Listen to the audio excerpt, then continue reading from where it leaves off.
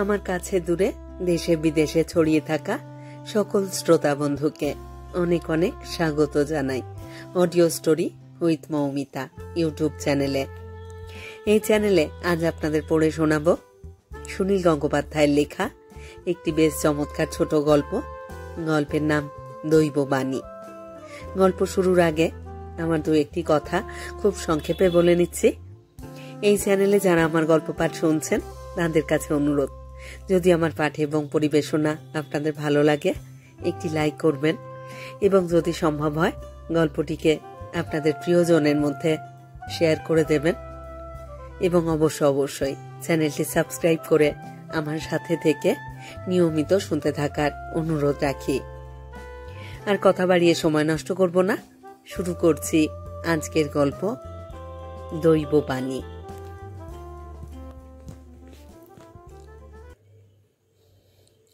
একটা শান্ত সুন্দর পরিচ্ছন্ন পারিবারিক পরিবেশ তছনছ করে দিল একটা টেলিফোন। রাত 9:30। সদ্য টিভি প্রোগ্রাম শেষ হয়েছে, এবার নৈশভোজের সময়। টিভি থামবার পর মিনিট 5 অখণ্ড নিস্তব্ধতা।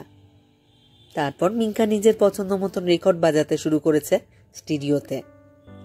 টিভির ইংরেজি খবরটা শোনবার পর সুরজিৎ হুইস্কির গ্লাস হাতে নিয়ে চলে যায় বারান্দায়। এখন তার আকাশ দেখার সময়। সুমিত্রা চলে যায় বাথরুমে শরীর জুড়োতে। রান্নাঘরে আলু ভাজার শব্দ হয়। এই সময় মেজে উঠল টেলিফোন। কে টেলিফোন ধরবে তা ঠিক করবার আগে 4-5 বার বাজে। সুরজিৎই আকাশের তারাদের থেকে চোখ ফিরিয়ে বসবার ঘরে এসে রিসিভারটা তোলে। সে হ্যালো বলবার সঙ্গে সঙ্গে লাইন কেটে যায়। সুরজিৎ কাঁধে একটা ঝাঁকুনি দিয়ে আবার বারান্দায় ফিরে আসে। বেনিফিট অফ ডাউট দেওয়া যেতে পারে। লাইন পেলেও যে কোনো মুহূর্তে কানেকশন কেটে দেওয়া কলকাতা শহরে আশ্চর্য কিছু নয়। আবার এমনও হতে পারে মিঙ্কার কোনো ছেলে বন্ধু টন্ধু। মিঙ্কার বয়স এখন 17। 1 মিনিট পরে আবার টেলিফোন বাজল। সুরজিৎকে কিছু বলতে হলো না, মিঙ্কাই চেঁচিয়ে বলেছে, আমি ধরেছি বাপি। এবারও বাজল 5 বার। মিঙ্কা রিসিভার তুলে বিরক্তির সঙ্গে বলল, যা, লাইনটা কেটে গেল। বাকি রইল সুমিত্রা। 37 বছর বয়স। এখনো অনেকেই সুমিত্রাকে মিঙ্কার দিদি বলে ভুল করে। সুতরাং তারও বিশেষ টেলিফোন বন্ধু থাকা সম্ভব। কিন্তু সুমিত্রা তো মিনিট 15 আগে বেরোবে না বাথরুম থেকে। মিনিট 5 বাদে তৃতীয়বার টেলিফোন ঝনঝন করতেই সুরজিৎ বাথরুমের দরজায় এসে টোকা দিয়ে বলল, এই শুনছ? ভিতরে ধারা জলের শব্দের সঙ্গে গলা মিলিয়ে কিছুটা অলৌকিক সুরে সুমিত্রা বলল, কি? তোমার টেলিফোন। কে কে ডাকছে? তোমার 4 নম্বর প্রেমিক। কয়েক মুহূর্ত মাত্র দেরি করে সুমিত্রা বলল, ধরতে বলো। কিন্তু তার আগে মিঙ্কা ধরেছে এবং আবার কেটে গেছে। বাথরুম থেকে বেরিয়ে সুমিত্রা সুরজিৎকে বলল, প্রায় দুপুরবেলা একজন কেউ ফোন করে, আমি ধরলেই লাইন কেটে দেয়। মনে হয় কোনো মেয়ে তোমাকে পাগলের মতন খোঁজে। সুরজিৎ বলল, উইকডেজে আমি দুপুরে বাড়িতে থাকবো, এই কথা যদি কোনো মেয়ে ভাবে তাহলে সে তো পাগলই বটে। টেবিলে খাবার দেওয়া হয়ে গেছে। সুরজিৎ আর একটু হুইস্কি নেবে কিনা তাই নিয়ে দোনামোনা করছিল। শেষ পর্যন্ত না নেওয়াই ঠিক করলো। খাওয়া শুরু করবার পরই বাজল আবার টেলিফোন। সুরজিৎ স্ত্রীকে বলল, তোমার টার্ন। সুমিত্রা ইঁটো হাতেই উঠে গিয়ে টেলিফোন ধরল। এবার একজন বলল, উফ, কতক্ষণ ধরে লাইনটা পাওয়ার চেষ্টা করছি, কিছুতেই পাওয়া যায় না। আপনি খবরটা শুনেছেন তো? মহিলা কণ্ঠ।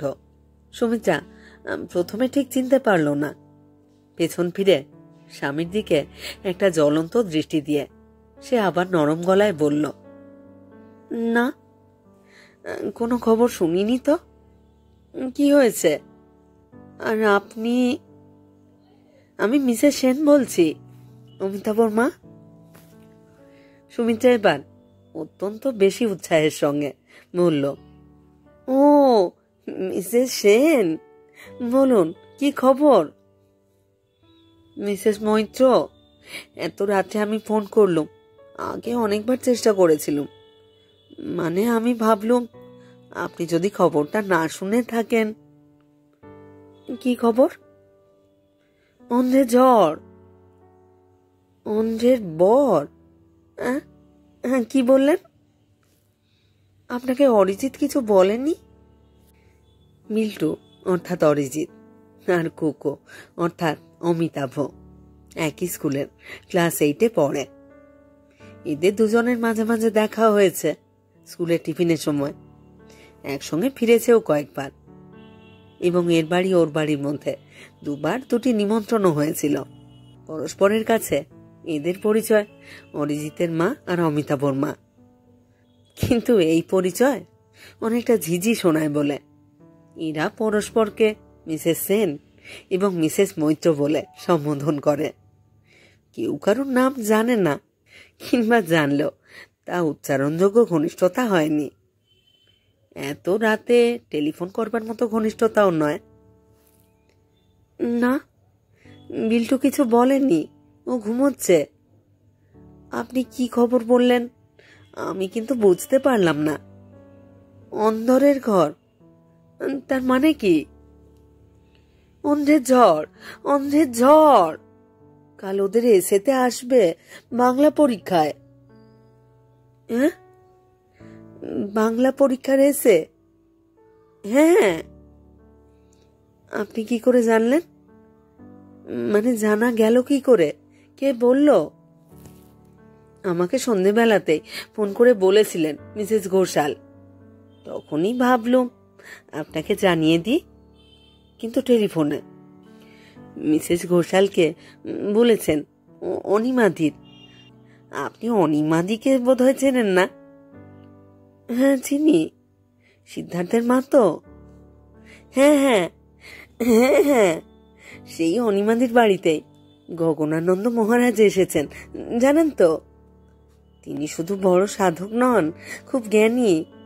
আগে রামজশপুর কলেজের প্রফেসর ছিলেন। আমি দেখা করতে গিয়েছিলাম একদিন। তিনি আজ অনিমাদিকে বলেছেন, খোকা কি অন্ধের ঝড় বিষয়ে কিছু জানে?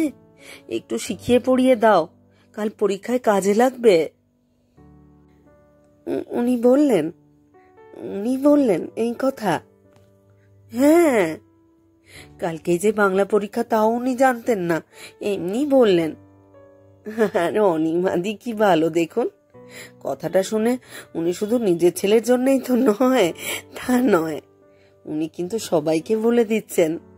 এখনো তো তৈরি হবার সময় আছে, এখনো তৈরি করে নেবার সময় আছে। 5 মিনিট বাদে ফোন রেখে সুমিত্রা যখন খাবার টেবিলে ফিরে এলো, তখন তার মুখ দেখে মনে হয় সে সদ্য ভূত দেখেছে। শৈবালের অনেকখানি খাওয়া হয়ে গেছে। সে মুখ তুলতেই সুমিত্রা জিজ্ঞেস করল, অন্ধের জ্বর, তার মানে কি? অন্ধতে খুব ঝড় হচ্ছে বুঝি? মেয়েদের পক্ষেই যখন তখন এইরকম উদ্ভট কথা বলা সম্ভব, তা সুরজিৎ জানে, তাই সে অবাক হয় না। সে বলল, নিউজে তো শুনিনি কিছু। নিউজে তো আজে বাজে কথাই বলে বেশি, আসল দরকারি খবর কি করে এখন জানা যায়? কিন্তু অন্ধে ঝড় হচ্ছে কিনা, how is it so important to you? মানে মিল্টুদের কাল বাংলা পরীক্ষায় রচনা আসবে অন্ধের ঝড়। আজকাল মিশনারি স্কুলেও কোশ্চেন লিক হয়ে যাচ্ছে বুঝি? একজন বলেছে ডেফিনেটলি আসবে। তা সেই একজনটা কে? কোনো জ্যোতিষী? তুমি নাম শোনোনি, কিন্তু গগনানন্দ মহারাজ খুব বিখ্যাত। ওর মুখের প্রত্যেকটা কথা ভুলে যায় জানো। সাধু? মাই গড, তোমরা আজকাল ছেলের পরীক্ষার কোয়েশ্চেন জানবার জন্য সাধুদের কাছেও যাচ্ছ?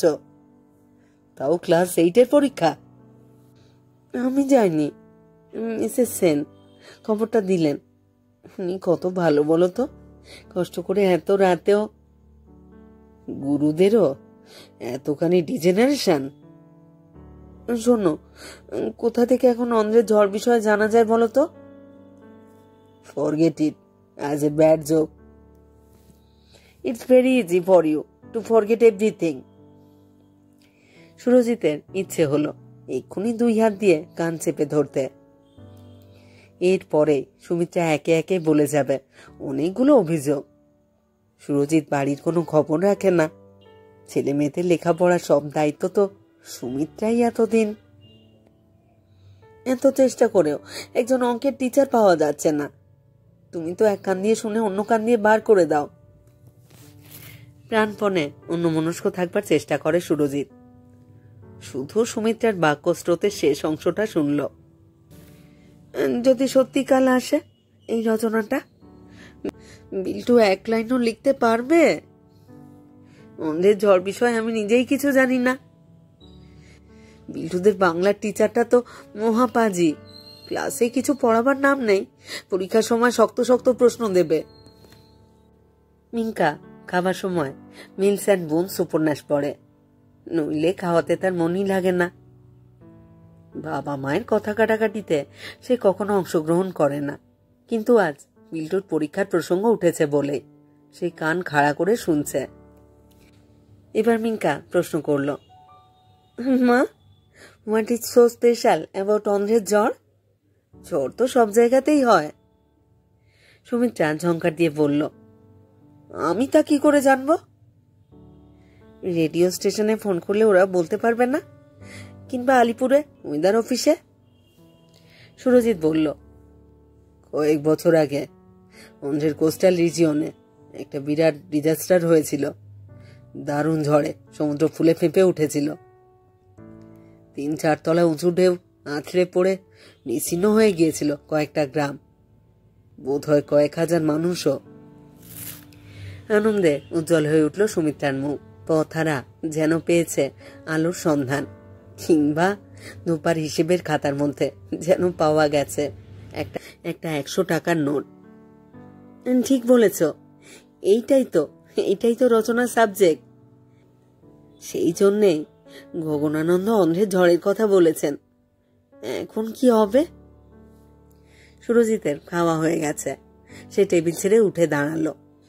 সুমিত্রা অনুনয় করে বলল, হ্যাঁ শোনো না লক্ষ্মীটি, তুমি একটা লিখে দাও মিস পয়েন্ট ধরে ধরে। সুরজিৎ প্রকাণ্ড বিষয়ের সঙ্গে বলল, আমি লিখব বাংলায় রচনা? Are you crazy? জীবনে 1 পাতা বাংলায় চিঠি লিখিনি কখনো। বেঙ্গলি আমার সেকেন্ড সাবজেক্ট ছিল, কোনো রকমে 33 পেয়েছিলাম। তোমাদের বেলায় খুব সুবিধে ছিল, এখন বাঙালিদের কিছুতেই বেঙ্গলি সেকেন্ড ল্যাঙ্গুয়েজ নিতে দেয় না, মহা ঝামেলা। বিল্টুটা শুধু বাংলাতেই উইক।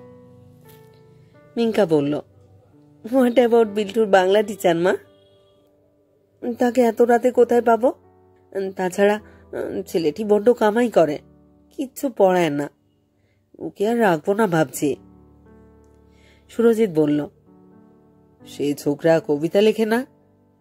প্রথম দিন চেহারা দেখেই আমার সন্দেহ হয়েছিল। ওই ধরনের ছেলেরা জেনারেলি আনরিলায়েবল হয়। শোনো না, ছেলেটি পাড়াতেই কোথায় থাকে না? বিল্টুর খাতায় বোধহয় ঠিকানাও লেখা আছে। তুমি প্লিজ একটু দেখবে, ওকে ডেকে এনে যদি রচনাটা লিখিয়ে নেওয়া যায়, আমি বিল্টুকে মুখস্থ করিয়ে দেব। সুরজিৎ ভাবল, তার মতন নরম স্বামীদের বউরাই এইরকম উৎকট অনুরোধ করবার সাহস পায়। রাত 10:30টার সময় সে যাবে ছেলের প্রাইভেট টিউটরের বাড়িতে খুঁজতে। সে কি শ্যামবাজারের ছিটকাপড় বিক্রি করে, না যাদবপুরের আলুওয়ালা? সবকিছুরই একটা সীমা থাকা উচিত। মুশকিল হচ্ছে সুমিত্রার মতন মেয়েরা হুইস্কি বা সিগারেট খেতে শিখেছে, পার্টিতে গিয়ে দিব্যি ইংরেজি বলে, ডিস্কো বাজনার সঙ্গে নাচতেও জানে অন্য পুরুষদের সঙ্গে, কিন্তু জ্যোতিষী কিংবা গুরু ঠাকুর ছাড়তে পারেনি এখনো। কি না কে বলেছে অন্ধ্রের ঝড়। সামান্য কারণে সুমিত্রা যখন দারুণ উৎকণ্ঠিত হয় তখন তার মুখানি দারুণ সুন্দর দেখায়, মুখের চামড়া যেন টসটস করে। এই সময় সুরজিৎ তার স্ত্রীর মনে কোনো আঘাত দিতে চায় না। নুরু কিছু বলবার বদলে সে অমায়িকভাবে হেসে বলল, আমি গেলেই কি তোমার বাংলার টিচারকে এখন বাড়িতে পাবো ভাবছ? ওইসব কবি টবিরা রাত 1টা-2টোর আগে বাড়িতেই ফেরে না। তাও কি অবস্থায় ফিরবে? কাল সকালে চেষ্টা করো। কাল সকালে তো মাত্র 2 ঘন্টা সময়। আচ্ছা বেশ, তুমি অন্তত পয়েন্টসগুলো বলে দিতে পারবে? কোন বছরে ওই ঝড় হয়েছিল? তা তো ঠিক মনে নেই। কত লোক মরেছিল? এক্স্যাক্টলি তাও বলতে পারবো না, যতদূর মনে আছে কয়েক হাজার। এইরকম শক্ত এসে দেবার কোনো মানে হয়? তুমি বলো। আসবেই যে, তুমি কি করে জানছো? হয়তো সব ব্যাপারটাই। আমি জানি আসবেই, নইলে উনি এমনি এমনি বলবেন। মিসেস সেন যদি সন্ধেবেলাতেও খবরটা দিতে পারতেন। মিলস অ্যান্ড মুনস থেকে আবার মুখ তুলল মিঙ্কা। মাদার টেরিজাকে ফোন করো না, ডেড অ্যান্ড ডিয়ারিংদের ব্যাপারে সি নোজ এভরিথিং। সুরজিৎ ভৎসনা দৃষ্টিতে তাকালো মেয়ের দিকে, তারপর একটু কড়া গলায় বলল, হাতের ইঁটও শুকিয়ে গেছে, যা ধুই আয়। মেয়ের প্রস্তাব সামান্য সংশোধন করে সুমিত্রা বলল, রামকৃষ্ণ মিশন নিশ্চয়ই জানাবে, কিংবা খবরের কাগজ। আচ্ছা, স্টেটসম্যানে তোমার কে যেন চেনা আছে না? তুমি খবরের কাগজে ফোন করো, তারপর কালই কাগজে ছাপা হয়ে যাবে যে বিল্টুদের স্কুলে কোয়েশ্চেন আউট হয়ে যায়। তার চেয়ে ছেড়ে দাও না, বাংলায় একটু কম নম্বর পেলে কি ক্ষতি হবে? ওর বাবাই বাংলা জানে না, ও কি করে বাংলায় দিগ্গজ হবে? আমি তোমার চেয়ে অনেক ভালো বাংলা জানি। তুমি বাংলা নভেল পড়ো? তাহলে তুমি লিখে ফেলো রচনাটা। ফ্যাক্টস অ্যান্ড ফিগার জানতে হবে তো। তোমার কাছ থেকে তো কোনো সাহায্য পাবার উপায় নেই। সুরজিতের আবার কান চাপা দিতে ইচ্ছে হলো। রাত 11:45, তবু সুমিত্রা নিরুদ্যম হলো না। সে একটার পর একটা টেলিফোন করে যেতে লাগলো। যেহেতু এখন সুরজিতের পক্ষে বিছানায় শুয়ে পড়া অপরাধ হবে, তাই সুরজিৎ মশপার করে সোফায় এলিয়ে বসে পাইপ ধরালো। যাকে নিয়ে এত ব্যাপার সেই বিল্টুই এখন গভীর ঘুমে মগ্ন।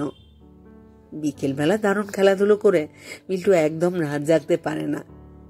পরীক্ষার আগে মাথা ঠান্ডা রাখা দরকার, তাই সুমিত্রা তাকে 8:30টার মধ্যেই খাইয়ে দেয়।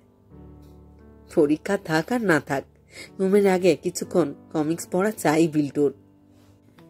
কৈশোরের সুন্দর মসৃণ নির্ভেজাল ঘুম মাখা আছে তার মুখে।